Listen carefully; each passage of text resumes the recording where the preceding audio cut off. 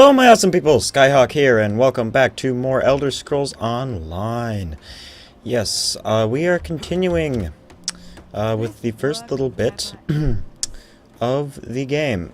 I am going to the Harbridge right now. You'll see in the upper right hand corner, that's our current quest. You can cycle that.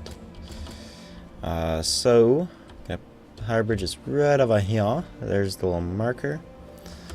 And this is part of the main quest line. We're going to talk to the Prophet again. So let's get this door open. Ah, the little solo thing means it's public or not. Alright, that's cool. They've definitely added to this game. Anyway, so the Harbridge. We're going to go and talk more with the Prophet about what needs to be done to save the world and all that cool stuff. So once it loads here, there we go. I have found the Harbridge. Good for me. Yes. Exploration.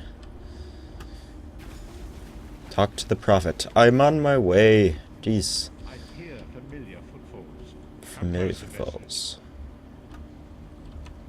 Hello, Prophet. Welcome to the Harborage vestige. This is as comfortable a home as an old dried-up husk like myself could hope for. How'd you find it? Despite my blindness, nay, because of it, my other senses seem to have heightened. This place had the right smell about it. When you first appeared to me in Cold Harbor, you spoke of my destiny. Indeed, but let us not get ahead of ourselves. Without an understanding of where we are bound, every road will get us nowhere. Before we truly understand our destination, we must speak of the past. A history lesson? Of a sort. I invite you to enter my mind and walk with me through visions of the past, that you might understand the events that brought us to this time, this moment. Alright. Enter my mind, Vestige, and walk with me through the shadows of past events. Well, here we go, I guess. So apparently we're going to the Prophet's mind here. Okay. Follow me, Vestige, and learn of the events that precipitated our current crisis. Where are we? No idea where we're at. Fair enough. The story began when I awoke on the steps of the Abbey of the Moth Priests, with no memory of my prior life. Okay, so as an adult you woke up. The Moth Priests took pity upon me and brought me into their fold. I was weak and near death. Okay, so you were dropped off as an adult somehow. It was there by the I Moth first set Priests. eyes upon the Elder Scrolls and devoted my life to their studies. Got it. So you're staring at Elder The Scrolls. scrolls allowed me to glimpse the very fabric of reality, but each profound insight dimmed my vision and eventually left me permanently blinded to the light of the world. Alright. I've looked at those in Skyrim, and these things most definitely do not make you blind. Anyway, back to this game. The prophecies of the Elder Scrolls are a fluid, living thing. They are not fixed.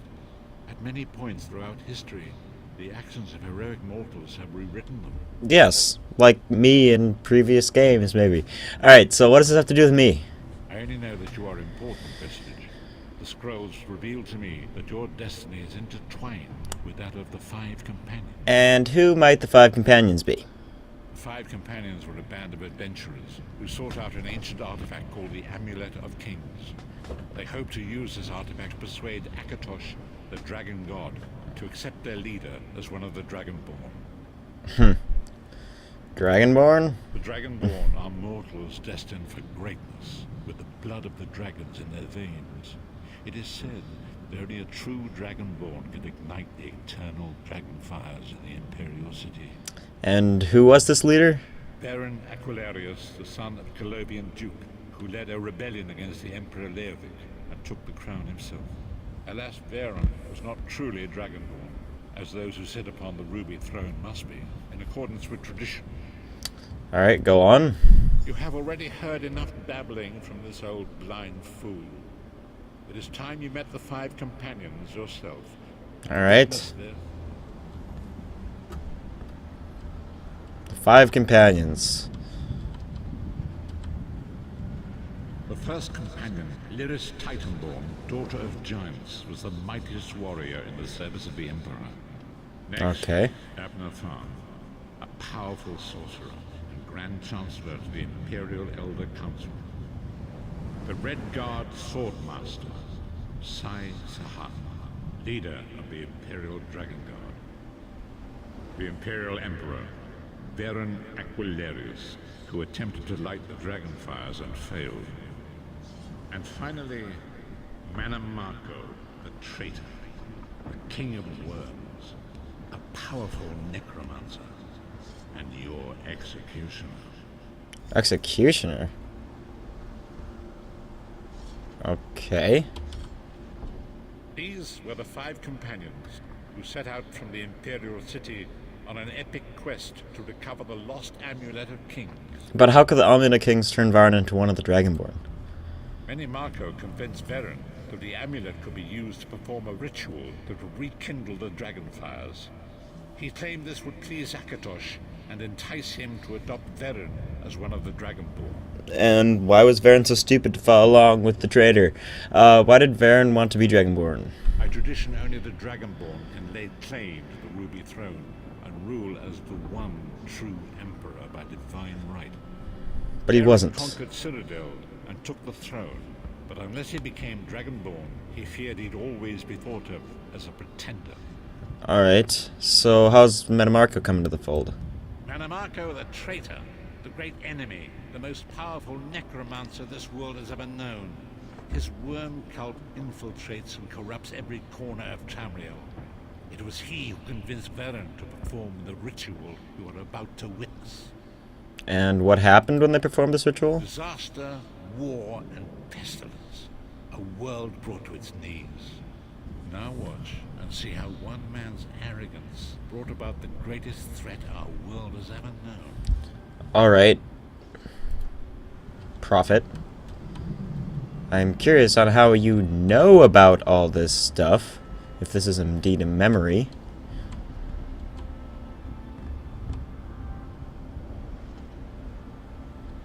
There it is.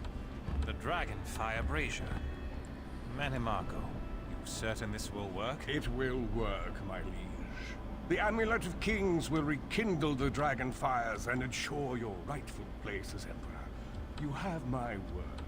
It better work, Manamako, or you'll find your neck at the business end of my axe. My lord, I wonder if you'd muzzle your half-giant pet. She really is annoying. Enough, both of you. We are here to ensure my lord's rightful claim to the Ruby Throne. Abner, begin the ritual. This guy's a pretty sick set of armor here, just the paladins. By the dragon fires, I claim my right. rightful lineage. By the fires of creation, let me be reborn. By the will of Akatosh, I proclaim myself Dragonborn.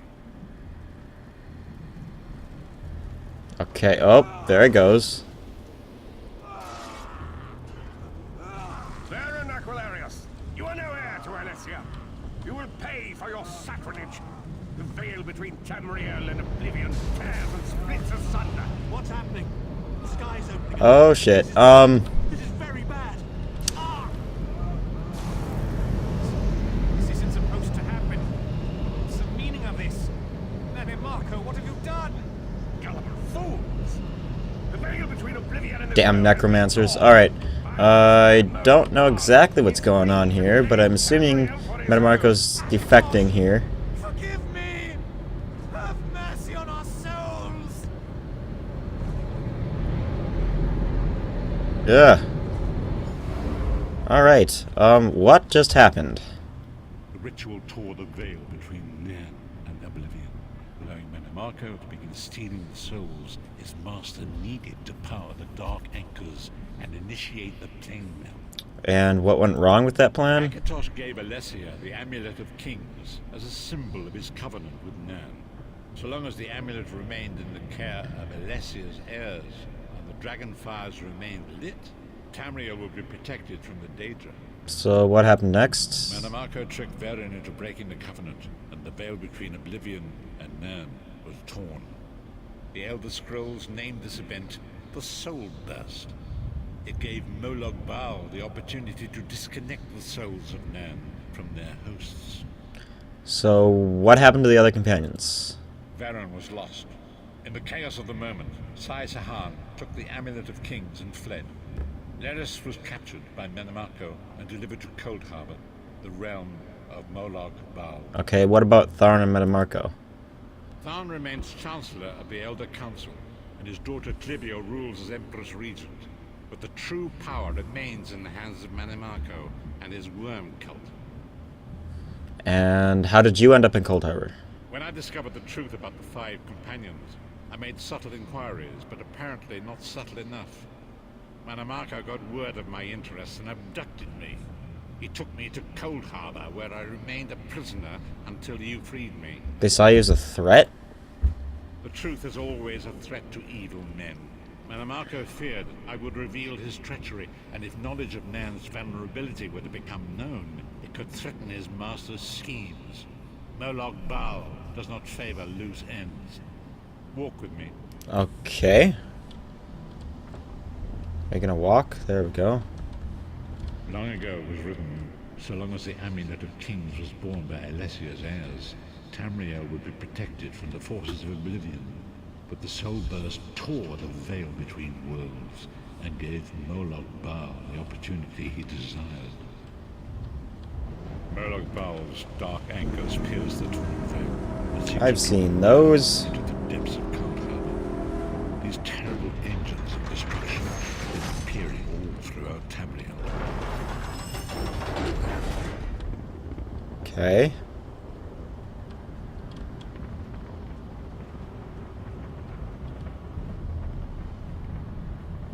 So what next, Prophet? I mean, there's nothing really here. I mean, we could stare at a dark anchor, but we could go look at one of those for ourselves if we really wanted to. If the brutality and domination is successful, he will merge our world and his own in a terrible plain mill. Few will survive the ordeal, and those that do will be enslaved for all eternity. Okay, take me back. So it falls to us, Vistage. We must stop Molog Baal and his dark anchors, or our world is doomed. And now history seems to have caught up with us. Shall we return? Yes, I'm ready to go back. Let me back. As you say. Moth priests. He has moth stuff. Anyway. Boom. Back to the Harbridge we go. That was fast. Alright. And so it begins. The remainder of the story has yet to be written. It is your story now. Alright, so you've given me a lot to think about. And there is so much to do. But know this, you will not walk this path alone. And what's the next move? We must grow in strength and in numbers. You will need more than the company of an old blind man to alter the course of history. We must assemble our own group of companions. The first you have already met. Lyris? Lyris sacrificed her own freedom to allow us to escape. She remains a prisoner in Cold Harbor. I must determine her precise location if we are to mount a rescue. That will take time. And what should I do in the meantime? Menamarco's agents leave a web of lies and deceit. They pit the races of Tamriel against one another and divert their attention from the real threat. Seek out these agents, wherever they can be found, and expose their lies. I'll do what I can. Forgive me. Bringing you to my mind seems to have taken quite a toll on me. I must rest. I will contact you when the time is right. Until then, walk in the light, Vistage. Alright. I will complete that quest, and... yeah. Sweet. Alright, so what... ooh, skill point. Wonder what we could spend that on. Let's just do a little bit of exploring for the rest of the, episode. What little is left. So let's go back to Ardon.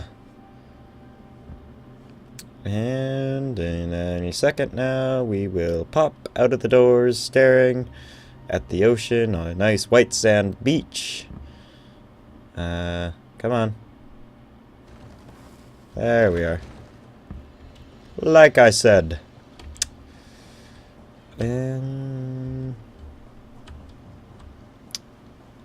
show. That crab is walking funny. I say we just hop on our horse and explore the coast a little bit here. Check our map.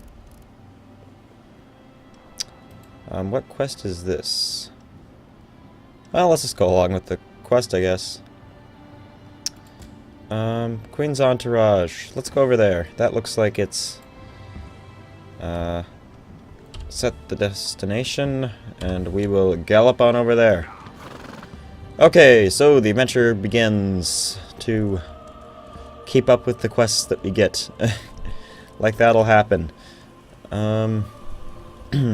Yes, there's so lasted many quests that it is so hard to keep up, if not impossible to keep up with them. So I'm gonna try and keep getting them done. I mean, they give you some plenty good rewards. See, there's a quest right there. It's not hard to find something that branches out into a large quest line. Let's see, I've been to Dell's Claim, haven't I? Alright, so... yeah, we popped in there before, after the anchor. Come on, plump. We've been here. I guess we have. Alright, I guess that's just the color of the marker. So, continuing towards our target. Not sure which stone this is, the Lady Stone. I don't remember what that does. Probably healing. Might as well. Sure, I'll accept an armor increase while I can. I think the Thief is the one that increases critical strike or something. Something like that. Back on my horse. Thank you. Might as well pick up a way shrine and some other points of interest along the way. Make traveling definitely easier. Alright, another quest right there. Matilda, let's get out of here. Yep, Windy Glade Way Shrine discovered. Fair enough. And somehow up. Let's back up a second here. Get off my horse. We have some Banekin there, level 7. Alright, so what I need to do is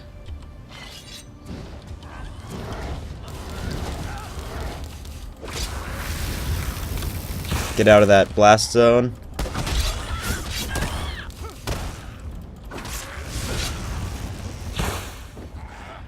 And boom. Okay, level 7 Frost Atronach. Wait for my health to recover. Wait for my Magicka to recover and my stamina to recover. Any second now. And sneak up. There we go.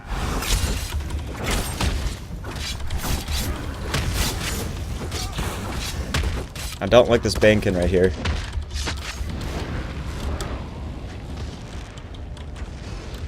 Ugh.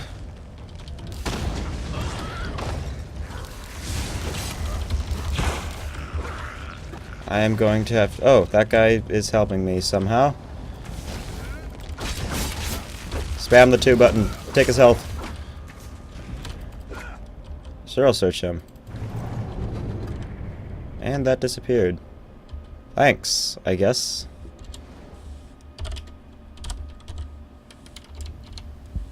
If I could type. Okay, so I guess that's enough excitement for this episode. We're